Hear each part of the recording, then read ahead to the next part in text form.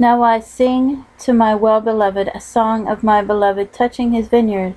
My well-beloved hath a vineyard in a very fruitful hill, and he fenced it, and gathered out the stones thereof, and planted it with the choicest vine, and built a tower in the midst of it, and also made a winepress therein. And he looked that it should bring forth grapes, and it brought forth wild grapes. And now, O inhabitants of Jerusalem and men of Judah, judge, I pray you, betwixt me and my vineyard. What could have been done more to my vineyard that I have not done in it? Wherefore, when I looked that it should bring forth grapes, brought it forth wild grapes. And now go to, I tell you what I will do to my vineyard. I will take away the hedge thereof, and it shall be eaten up, and break down the wall thereof, and it shall be trodden down. And I will lay it waste, it shall not be pruned nor digged, but there shall come up briars and thorns. I will also command the clouds that they rain no rain upon it. For the vineyard of the Lord of hosts is the house of Israel, and the men of Judah has his pleasant plant. And he looked for judgment, but behold oppression, for righteousness, but behold a cry. Woe unto them that join house to house, that lay field to field, till there be no place, that they may be placed alone in the midst of the earth. In mine ears said the Lord of hosts, of a truth many houses shall be desolate, even great and fair, without inhabitant. Yea, 10 acres of vineyard shall yield 1 bath, and the seed of an homer shall yield an ephah. Woe unto them that rise up early in the morning, that they may follow strong drink, and continue until night, till wine inflame them, and the harp, and the viol, the tabret, and pipe, and wine are in their feast.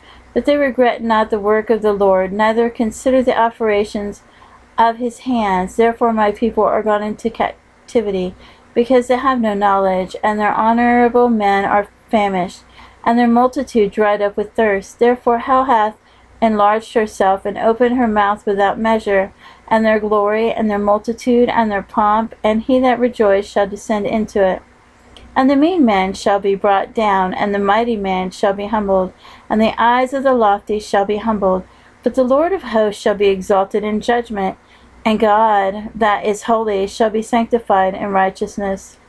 Then shall the lambs feed after their manner, and the waste places of the fat ones shall strangers eat. Woe unto them that draw iniquity with cords of vanity, and sin as it were with a cart rope, that say, let him make speed and hasten his work, that we may see it. And let the counsel of the Holy One of Israel draw nigh and come, that we may know it.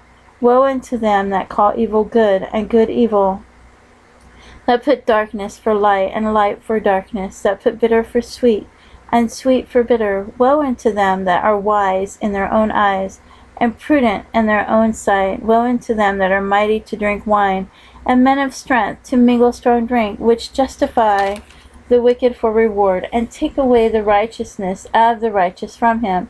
Therefore, as the fire devoureth the stubble, and the flame consumeth the chaff, so their root shall be as rottenness, and their blossoms shall go up as dust, because they have cast away the law of the Lord of hosts, and despised the word of the Holy One of Israel. Therefore is the anger of the Lord kindled against his people, and he hath stretched forth his hand against them, and hath smitten them, and the hills did tremble, and their carcasses were torn in the midst of the streets. For all this his anger is not turned away, but his hand is stretched out still. And he will lift up an ensign to the nations from far, and will hiss unto them from the end of the earth. And behold, they shall come with speed swiftly. None shall be weary, nor stumble among them.